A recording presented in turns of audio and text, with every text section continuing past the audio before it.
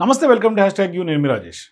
మొన్న జరిగినటువంటి ఆపరేషన్ సింధూర్ తర్వాత భారత్ ఎంత పటిష్టంగా మనకున్నటువంటి మన అమ్ముల పొదిలో చాలా వరకు అస్త్రాలు ఉన్నాయని స్పష్టంగా అర్థమైపోయింది. టార్గెట్స్ని ఏ విధంగా మన ఇండియన్ ఆర్మీ మరీ ముఖ్యంగా ఎయిర్ ఫోర్స్ చాలా ధీటుగా ఎదుర్కోగలదని చాలా ప్రపంచానికి ఒక క్లారిటీ ఇచ్చాం. సీన్ కట్ చేస్తే ఇప్పుడు మరింత స్ట్రెంగ్తన్ దిశగా భారతదేశం అడుగులు పడుతుంది.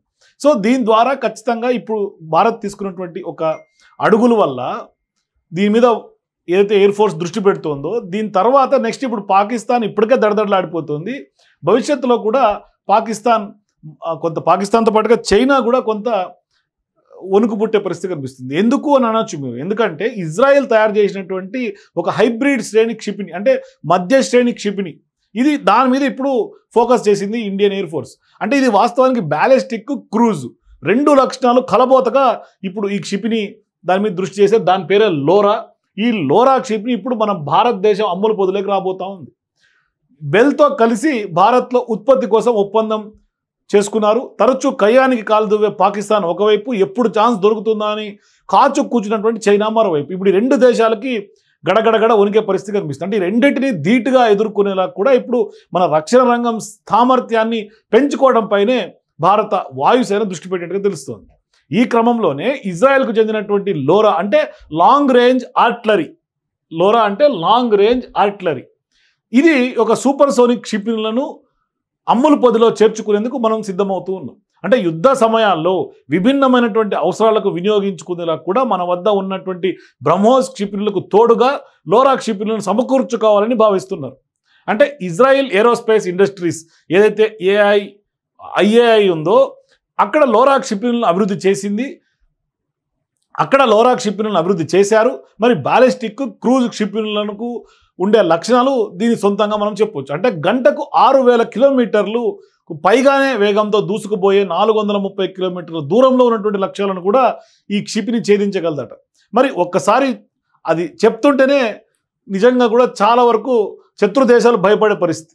అంటే వాస్తవానికి ఇదేంటంటే ఒకసారి వాళ్ళ లక్ష్యాలను కనుక నిర్దేశిస్తే అంటే టార్గెట్ ఫిక్స్ చేస్తే GPS కానీ INS నావిగేషన్ సాయంతో ఈ క్షిపణి దూసుకెళ్ళిపోతుంది. లోరా క్షిపణి దూసుకెళ్తున్నటువంటి సమయంలో దాడి చేయాల్సినటువంటి లక్ష్యాన్ని మార్చేందుకు కూడా మనకు వెసులుబాటు ఉంటుంది. సో టార్గెట్స్ కూడా చేంజ్ చేసుకోవచ్చు ఒకసారి ఫైర్ అయిపోయిన తర్వాత. దీంతో ఇప్పుడు శత్రు దేశాలు ఈ క్షిపణులను మధ్యలోనే కూల్చేయడం కూడా చాలా కష్టతరంగా ఉండే అవకాశాలు ఉంటాయట. సో ఇప్పుడు ఈ క్షిపణుల్లో జూమ్ చేయడానికి వీల్లేనటువంటి సాంకేతికత ఉంది. నిర్ణీత లక్ష్యంపై 10 మీటర్ లోపు తేడాతో దాడి చేయగలదు. 5.2 మీటర్ల పొడవు ఉంటుంది లోరా క్షిపణి. 1600 కిలోల బరువు ఉండే లోరా క్షిపణికి 570 కిలోల వార్ హెడ్ను అమర్చుకోవచ్చు.